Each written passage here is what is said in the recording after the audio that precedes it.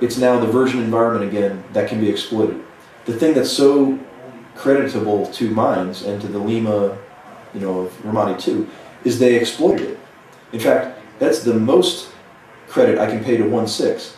They fought the old war for 5 months, and they were savvy enough, mature enough, intelligent enough to sense that the dynamic had changed. In the last 30 days of their deployment, they fought the new war. Like, they started finding their bad guy. So the major idea here is in contradiction to Lieutenant Larson, who basically argued that the techniques that were used successfully in Ramadi 2 could have been applied to Nusayba, which was the first half of 2004, and you disagree. Absolutely, absolutely. On February 15th, when we arrived in Nusayba, they did. I got there May 9th. Maybe. The minute, in April 04, 3 things happened. The Abu Ghraib scandal broke. On March 31st, so let's just call it April 1st, the Blackwater ambush occurred. And also, this is, nobody remembers this, but I do because I was in the States. I wasn't under pressure. I wasn't at risk of my life. We shut down Muqtada Sadr's newspaper in Karbala. I think it was Karbala, Najaf. The ambush of Blackwater happened because Al-Qaeda was already in at that point. That's not like a thing that caused other things. The ambush is the symptom of the fact that they're in the country at that point. We let them get in the country because we didn't provide jobs. We didn't have 5 million generators a year earlier, right? So by the time 3-7 deploys, Valentine's Day 04, it's a foregone conclusion, unless we could have perceived and done some tremendous thing in 6 weeks. It's a foregone conclusion that the country's going to blow up on April 8th, and then April 17th, and then, you know, Ramadi blew up on April 6th. Al-Qaim blows up April 17th and April 8th to a lesser extent. That's months in the making, you know. Now, the populace is intimidated as hell. We don't have a Petraeus doctrine going on where we're in the city. We're living on Camp Gannon. We look like scared girls to the Iraqis. Now, Marines react emotionally to that, but we do. We hide on the base, like, what's going on here? I'm living in town. I used to be a butcher. I used to be a, you know, a leather tanner. And those guys with their body armor and their trucks and whatever, they're going back on their base. It made sense to us from a force protection standpoint and like a assembly area, 3rd generation standpoint, maybe defensive perimeter, you know. But the Petraeus doctrine, which some Marines in 3-7 supported in Al-Qaim, they wanted to do it. Trent Gibson is one. Tim Powledge is another. Some of the guys in Lima, Ike Moore. I don't know how much Dom had such a full plate back then, but if they had done it, I'll try to sum it up.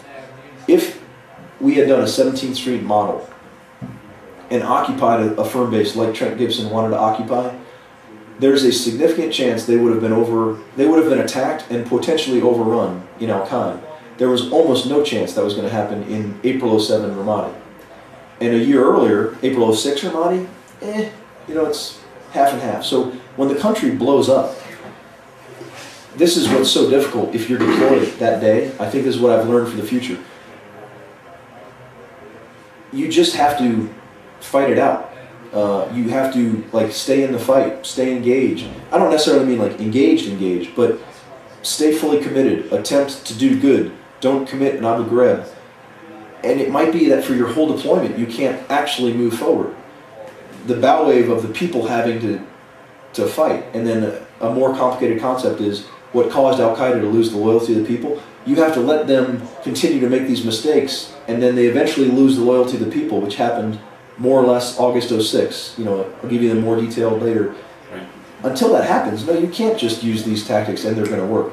Now, if Larson had done under me what he did under Mines, it would have moved the ball forward. I'm not saying it would not have, but only to 20%. Like, it's not a decisive tactic at that time.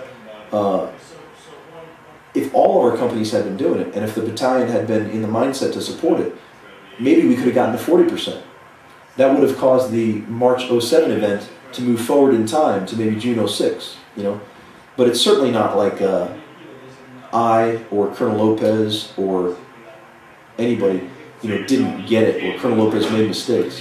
In fact, a little vignette from Colonel Lopez is, I think, one of his greatest decisions in retrospect was the Battle of Husaybah kicks off on April 17th. It's chaotic. They don't understand what's going on. It takes a period of time to recognize. Well, now Colonel Lopez brings the whole battalion down, except for India Company. Get online. They start moving through. Well, he brings Harriers through to do basically a flyby on Market Street, right? And we had no artillery support. But Colonel Lopez later said to the people that we had artillery just south of the town, and he refrained from firing artillery into the town because he understands the average citizen was not our enemy. I think a lot of Marines thought he was weak in that moment when he didn't artillery the town, when we didn't 500-pound bomb the town. I think you got to give Colonel Lopez the judgment through history that even if he didn't understand why he was doing it, he's experienced enough to know that it's the right thing to do. There's something instinctively, and that restraint, that lack of Abu Ghraib, that lack of, in Afghanistan, killing 19 civilians, justified or not, you still killed 19 civilians. That requires a lot of emotional maturity from a lieutenant colonel, and try to communicate that to a lance corporal. Like, that's the challenge of fourth generation. If those sergeants are going to be leading patrols like what lieutenants used to lead, we also have to develop the sergeants emotionally and maturity-wise, you know what I mean? And that's not traditionally military. It's soft, it's girlish, whatever you want to, that's how Marines describe it a lot. Well, anyway, I think that addresses that issue very well, so we just wanted to hit that.